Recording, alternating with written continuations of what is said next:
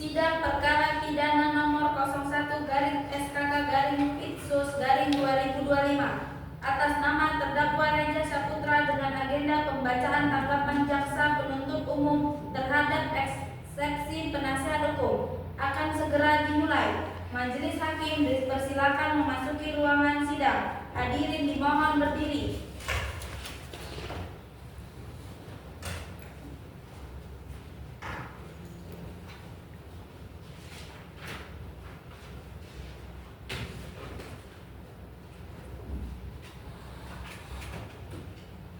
Hadirin dipersilakan duduk kembali.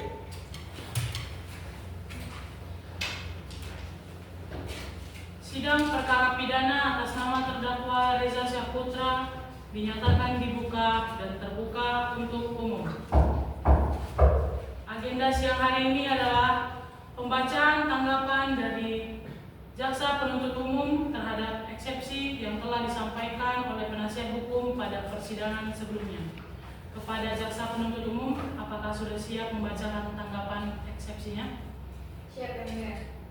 Kepada jaksa penuntut umum, silakan hadirkan terdakwa ke dalam ruangan sidang. Baik, Yang Mulia, tolong hadirkan terdakwa ke dalam ruang sidang.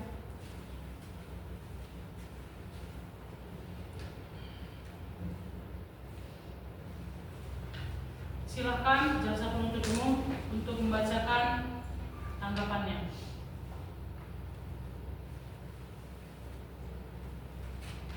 Tanggapan jaksa penuntut umum terhadap eksepsi penasihat hukum terdakwa.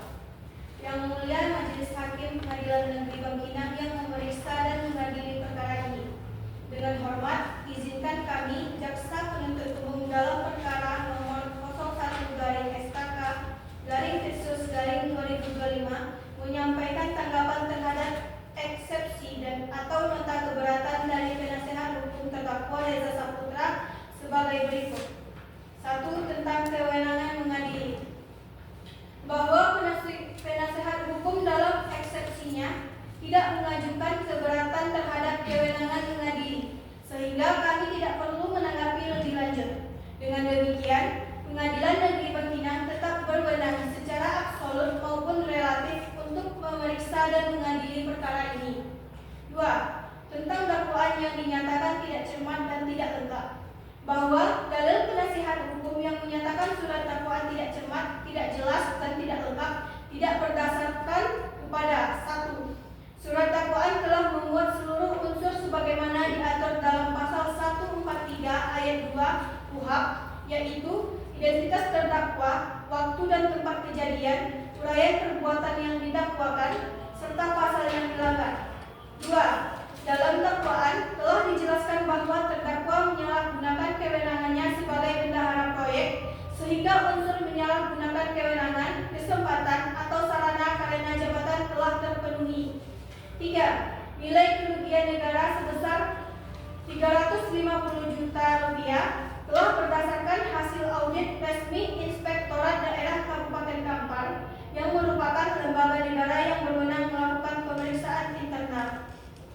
4. Tidak ada ketentuan hukum yang mensyaratkan perhitungan kerugian negara harus berasal dari BPK saja, karena Inspektorat juga diakui sebagai lembaga pemeriksa keuangan negara. Dengan demikian, dakwaan jaksa penuntut umum telah disusun secara cermat, jelas, dan lengkap sesuai ketentuan KUHP. 3. Tentang unsur tindak pidana. Bahwa dalil penasihat hukum yang menyatakan bahwa terdakwa tidak memiliki kewenangan mengambil keputusan adalah tidak tepat, karena terdakwa sebagai bendahara proyek memiliki kewenangan dalam pengelolaan dan pengeluaran dana proyek, serta memiliki akses langsung terhadap rekening proyek pemerintah daerah. Bahwa fakta penyidikan menunjukkan bahwa terdakwa melakukan transaksi pribadi menggunakan dana proyek, sehingga unsur menyalahgunakan kewenangan, kesempatan, atau sarana karena jabatan telah terpenuhi secara hukum. 4. Kesimpulan. Berdasarkan seluruh uraian tersebut, jaksa penuntut umum berpendapat 1. Eksepsi dari penasihat hukum terdakwa tidak berdasar hukum. 2. Surat dakwaan jaksa penuntut umum telah memenuhi ketentuan pasal 1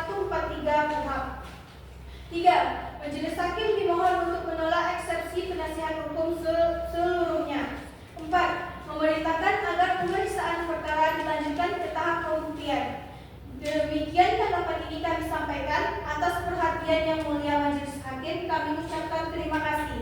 Jaksa Penuntut Umum Andiana Cahyani SH dan Ika Resti Ayunda SH. Terima kasih kepada Jaksa Penuntut Umum atas tanggapannya. Apakah pihak penasihat hukum akan memberikan jawaban atas tanggapan tersebut? Tidak, Yang Mulia. Kami serahkan sepenuhnya kepada kebijaksanaan majelis hakim. Baik, sidang hari ini selesai dan akan dilanjutkan dengan pembacaan putusan sela pada sidang berikutnya. Sidang ditunda sampai hari Rabu 20 November 2025. Sidang hari ini dinyatakan ditutup. Majelis hakim meninggalkan ruangan sidang. Hadirin dimohon berdiri.